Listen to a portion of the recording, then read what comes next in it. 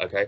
Another example would be a retractable scalpel. I haven't got the picture on here, but you'll all be familiar with a retractable scalpel. Once you've used it, you just pull it back. The blade is capped. So these incorporate a mechanism as part of their design to prevent or minimize the risk of an accidental injury. Okay, that's a safe sharp. A non-safe sharp is the exact opposite. Doesn't have a safety mechanism. So when we're talking about scalpels, this is a clear example. These scalpels just click right in. So they're loose. Okay, once you finish using them, you take them off with your hand. You could cut yourself on them. The insulin needles, another example. We have quite a lot of instances where these might be left lying around, and because they have no cap on them, they're a high risk of a needle stick injury. Okay, so that's the difference. A safe sharp, rule of thumb, safe sharp has a safety mechanism attached into it. A non-safe sharp doesn't have any safety mechanisms whatsoever. Yep. Yeah, okay. So any staff member who may be harmed, this is how we do our risk assessments. We assess who might be harmed. Any person or patient that uses a Sharps instrument or is in close proximity to a Sharps instrument. This include doctors, nurses, HCAs. Domestics is a big one. Obviously, when we're talking about clinical staff, they'll usually have some training, some awareness of Sharps and where they should be disposed of. The domestics may not have that same awareness.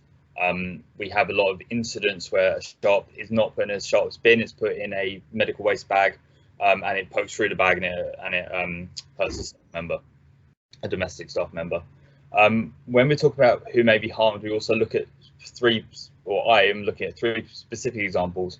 So you have areas which will use a high volume of non-safe sharps. Theatres, for example, use more scalpels than most other areas. Okay. This is when we talk about non-safe sharps, so scalpels, again, as we mentioned before, insulin needles.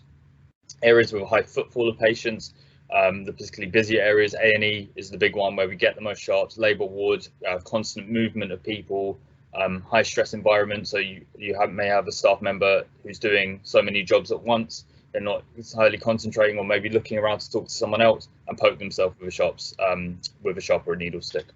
Okay, and the next, areas with patients who may react negatively to sharps or may move unexpectedly, elderly patients, patients with certain vulnerabilities, or children, for example. So as we saw in the previous presentation, as per Damien and Tocco, we saw Franklin Ward, Grange Ward, Alderbourne.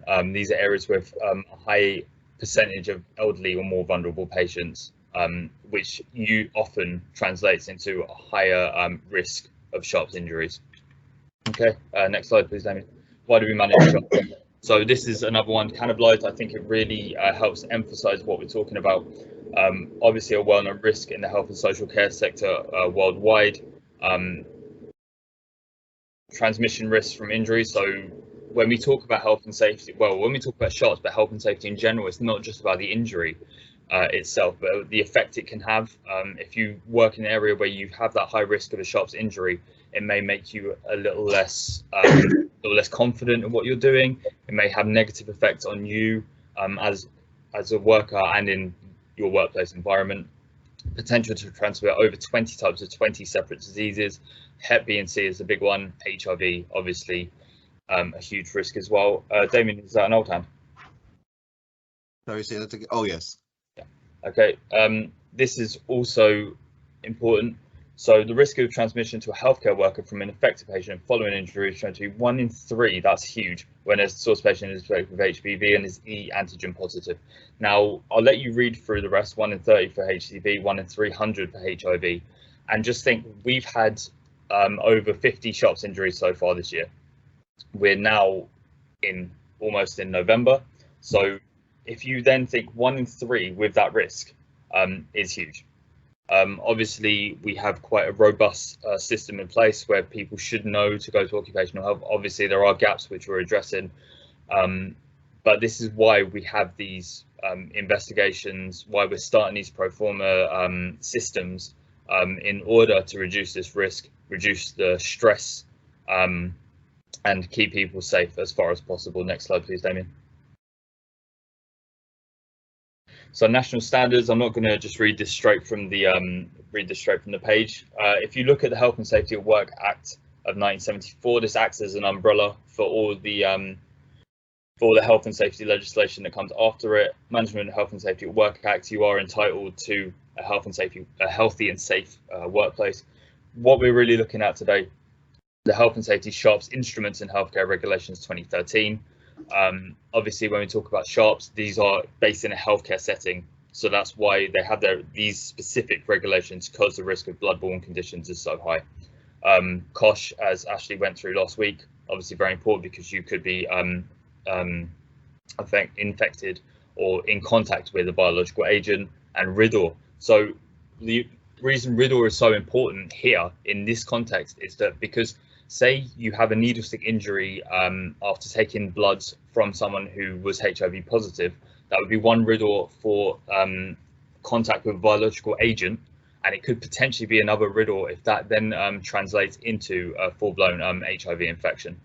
Okay, you've got the further guidance there. I'm sure myself or Damien will send you this presentation if you want to go through at your own leisure in the future. Next slide, please, Damien.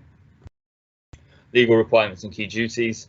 So this is for the trust. We must use a safer Sharps option where appropriate and avoid the unnecessary use of Sharps as far as reasonably practicable. Damien, have you got your hand up again? No, sir, just because I'm sharing, I can't take it down. Okay, that's no problem. We need to provide suitable and sufficient risk assessments and ensure procedures are in place for use of non-safe Sharps. So this is what, when we talk about suitable and sufficient, this is what the HSC really want to see. This is what they wanted to see when they came to see us a few weeks ago.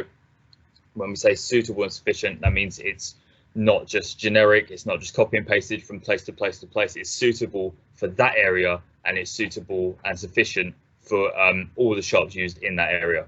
Okay. Providing information, instruction, training on the safe use of Sharps. This is health and safety bread and butter. Obviously, we should all, from a clinical perspective, should know how to use the Sharps that you are using. We should have the training and the training records available at the drop of a hat, or a signed register that says I'm competent and comfortable using this piece of equipment.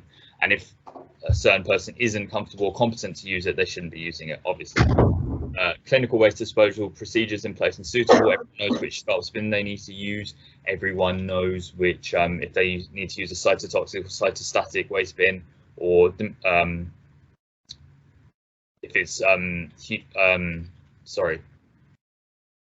if it's disposable waste, for example. So you're using the right bins for the right things. Okay. Standard precautions for infection control. This includes going to occupational health, getting prophylaxis if needs be.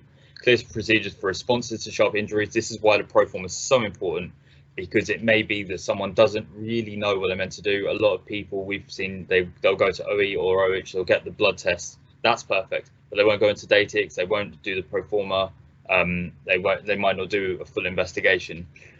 So it's just two sides of the same coin. They can't just do a Datix, they can't just go to occupational health, they can't just do the Proforma. It needs to be a unilateral approach. Okay, reporting, investigating, as I've gone through. Next slide, please, Damien. So moving away from the basics of Sharps and moving into the HSC visit. So this was their key findings. We received an improvement notice for radiology to be addressed by the 30th of November. We also received a note, so that's an improvement notice. That means we need to take fairly immediate action. Notice of contravention for the trust management arrangements to be addressed by the 30th of January 2023. That gives us a little bit of time, but obviously because it's such a big piece of work, we need that time. So we'll be going into what we've done about this in the next couple of slides. Risk assessments. So this is where we've been in breach. Our risk assessments were a bit vague, potentially. Non-safety devices, we used non-safe devices when there was a potential alternative. So you saw me go to the point about scalpels earlier. These are there's loads of different examples of the ones we can use. Risk assessments were too generic. They're not reflecting what actually happens on a day-to-day basis in the department or on the ward. Okay. Users of non-safe Sharps were not always involved in the risk assessment process. So when we write our risk assessments, they really need to be led with health and safety support, but they really need to be led by the department themselves, because they're the ones that know what Sharps they use. They know how often they use this Sharp. They should know exactly what they're doing on a day-to-day basis. We can advise and help them to write the risk assessment itself to make it suitable and sufficient. but we really need their input to ensure that it's correct. Okay, that's for risk assessments, management and other arrangements. We have gaps in our arrangements for the ongoing monitoring of sharps and what we can do to replace them. The policy doesn't adequately address who's responsible for which risk. Limited staff awareness on what's a safe and non-safe sharp. So obviously, this is what I was talking about at the start of the presentation. That is our big gap. What exactly is a safe sharp? What exactly is a non-safe sharp? Okay, gaps in sharps, incident reporting. I'm going to be going back to the pro forma that Damien Tocco talked about. I'm going to be going back to that towards the end of the presentation. Poor quality of sharps, incident investigations. Again, this is an ongoing issue. We'll be going back to this as well. Concerns around ongoing support from procurement. Concerns around ongoing support for procurement and occupational health under new arrangements. So obviously procurement are the ones that are bringing the sharps into the trust. We're really relying on them to be the sort of front line for where we can get a safe sharp alternative where possible. Next slide, please, Damien. The actions we've taken so far. So the Sharp Safety Group has been recommenced. They meet 2 weekly to review our overall progress towards the actions we've talked about. We've got a radiology action plan in place. The department meets weekly. They've got their action plan. My colleague Hev has been going to each modality of radiology to assist them with completing their risk assessment. Trust-wide action plan in place. This is the focus plan that the HSE have worked with us to create, execs and leads. So when you have executive lead on a project like this, it's really helpful because it's not just left with no real power. When you have people with real power behind them to enforce this, it makes it a lot more. It facilitates the creation of better systems. Okay, procurement subgroup. Again, when we talk about procurement, they'll be helping to support departmental sharps review, so they help in that risk assessment process. OH and HNS, OH is occupational health, HNS is health and safety, meet weekly to review incidents, and they sort of also give us an update, and we give them an update to create one spreadsheet that shows this person went to OH, or this person filled in a Datix, or this person did both, and we can chase that up between us as a joint effort.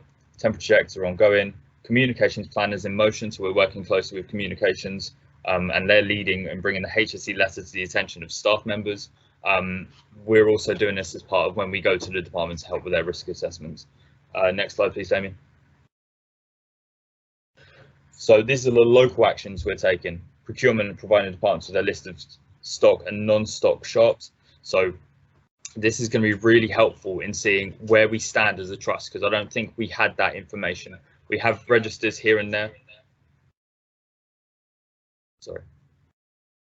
We have registers here and there, but we didn't have one full comprehensive list of the sharps we were using in different departments, which we're now getting, which is really helpful.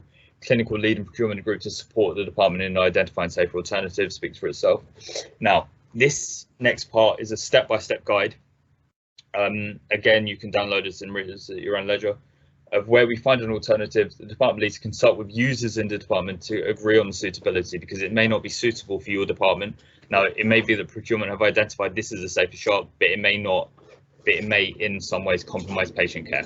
Okay, where it's suitable, the Sharp Safety Group or subgroup will agree the implementation of this alternative, ensure the relevant staff are trained in the use of this alternative, and monitor the use of the safe alternative. If there's an issue, we'll have to review it, review the risk assessment to say this isn't safe, particularly, or it compromises patient care, maybe too complex to use, maybe we don't have enough staff trained on its use. For whatever reason, even if it's unforeseen, we can always review that system. Okay, we update the sharps risk assessment and procedures for it, and then we share that with the people that it may harm. Okay, if an alternative is not found, okay, we need a clear rationale, a clear justification of why we have to use that. It's more beneficial for patient care, for example. Okay, the Sharp Safety Group will agree on this where necessary and agree the ongoing use, and then we have it in writing that we can use this safe sharp. We've looked at the rationales. There is no other alternative.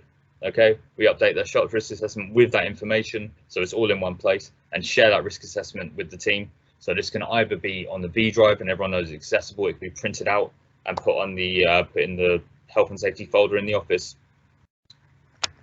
wherever may be more suitable. And then other actions, local procedures to prevent the rogue ordering of non-safety devices. So they should be just through a central system for procurement, the segregation of and labeling of non-safe devices from safe devices, so we have an awareness of it.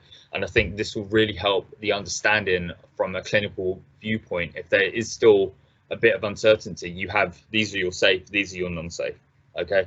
And reinforce the need to report and investigate incidents. Again, we're just going back to data, going back to the pro forma. We need comprehensive risk assessments. Next slide, please, Damien.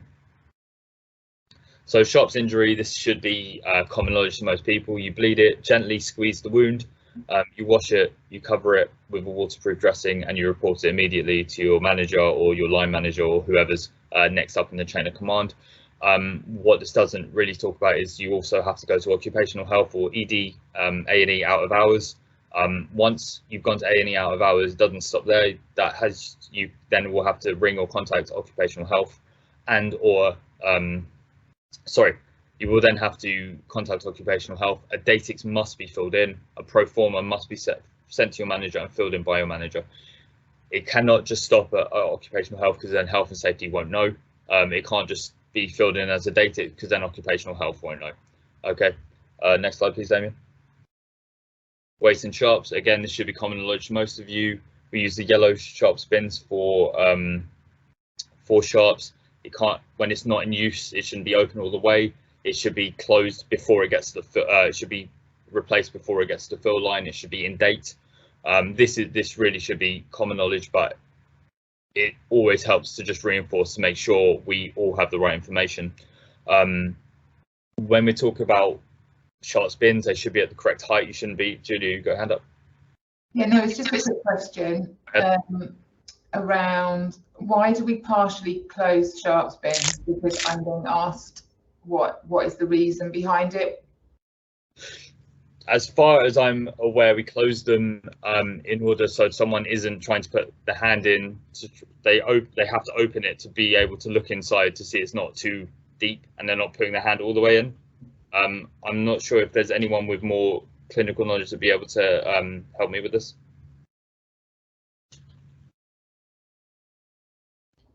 I think the other reason as well, you know, when probably you fall, or you know, that sometimes that not many sharps, or they may actually not come out if it's partially closed, if it's dropped or if you fall.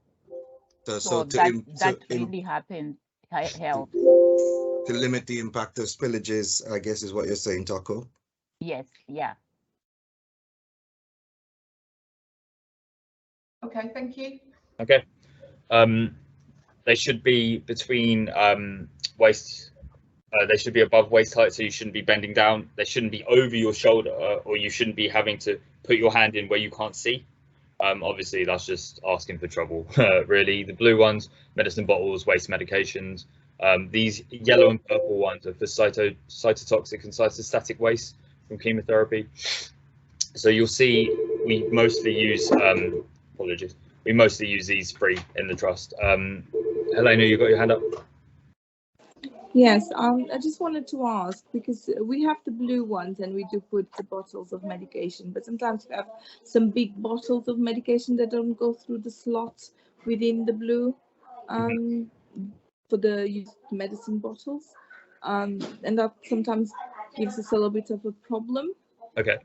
Yeah, would it be possible to have some sort of a wider kind of opening so that those big bottles can be put inside? Now, I personally don't have the answer to that. I can try and find out. I would hazard that there is an alternative or a larger bin you can use for the larger medicine bottles. Yeah. Okay, thank you. Okay. Next slide, please, Damien. Keep going, please. So obviously, I've just spoken about this. Be assembled correctly, safely. Be secured to avoid the spillage, as we've said. Be temporarily closed when not in use, not filled backwards, not filled above the fill line. Be disposed of before it's signed and dated. It's really important to have these so that when we're going out on the site, we know exactly what we're looking for. Should be in use no more than 3 months. This is NICE guidelines. Julia, go ahead. So I just want to reiterate, can we, while we're walking around, can we please check sharps bins, because I've now found 3 on the same day in different areas that were not closed properly, to the point that one of them, the lid just came off in my hand. So just to reiterate what Christian's saying, is just to make sure, actually, can we just check the sharps bins when we go around and not just assume that they're closed? Thanks, Julia. Next slide, please, Damien. So you'll be very glad to know I'm coming to the end of my presentation. You won't have to hear my voice anymore. We're coming into, so when we look at these incidents, this is, Damien said it before, we're still getting incidents that come through like this. I sustained a needle stick injury. I went to A&E occupational health to be contacted. Needle stick injury was followed. Okay. It's really important that these people are doing that, and that's really greatly appreciated, but we need more information, definitely. How did we sustain this needle stick injury? What did we just sustain it on? When you say occupational health to be contacted, were they contacted? I think we also have an issue where a datix is filled in and the person may not have reported to their manager, or their manager doesn't know that this sharps injury has happened. That does happen often. It's really important that when a sharps injury has happened, it is reported to the manager so they can follow up and say, this person went to occupational health, this is what happened, this is what they injured themselves on, etc., etc., etc. When I remember Damien talking very clearly about the quality of sharps investigations, if we don't have that quality of sharps investigations, we can't really identify the trends. We can't identify, okay, well, it's this specific sharp that's giving us a lot of sharps injuries. Next slide, please, Damien. And this is why we've got this pro forma. Now, this pro forma is the one that Damien sent you. It's been even refined since then. So we're trying to make it even simpler. This is only a couple of pages, but we're trying to make it even simpler, so it's multiple choice as far as is possible, in order just to get a good reference and say, this is what the sharps was, this is exactly what happened, the supplementary information that we need, and then we'll have good quality risk assessments, good quality investigations. Now, what I'm thinking the issue is that since we've sent this out, we've seen a very big and very suspicious, in my opinion, drop in sharps incidents reported. What I'm hoping is go ahead, Julia. It's Kathy. I've got a question quickly, just asking about the temporary bin closures. In the infection control and the bit in sharps on last Friday's training session, they said that it needs to be temporarily closed unless it's in constant use. Mm-hmm. So how do we prove that it's in constant use when we're You're right, Kathy. It's right, it's Glenda. I've got no voice. So you are right. You're in constant use when you're using them in your phlebotomy trolleys as such. Yeah? More in outpatients areas. So on our phlebotomy trolleys, we would expect them to be closed in between because they're moving from the bedside to the trolley. So yeah. We instruct staff that they should be temporarily closed in that instance. Or was more in outpatients while the stationary sharps bin is used constantly throughout the day. If it's in constant use, you don't need to put the semi-closure across. Perfect. Thank you. It's when they're moving them, especially the ones on the bottom of drugs trolleys and things like that, where it could hit a wall and it jolts it and it comes off. Yeah. If they're walking from the treatment room to the patient's bedside, they need to be semi-closure devices across. Thank you. Thanks, Kathy. Thanks, everyone. So we need to talk about these. If you look at the second page here, the post-incident, did they deviate from procedures relating to first aid? This information is all key for us, because if someone doesn't know, exactly what they're doing or how to report it, then we're not going to get that good investigation information.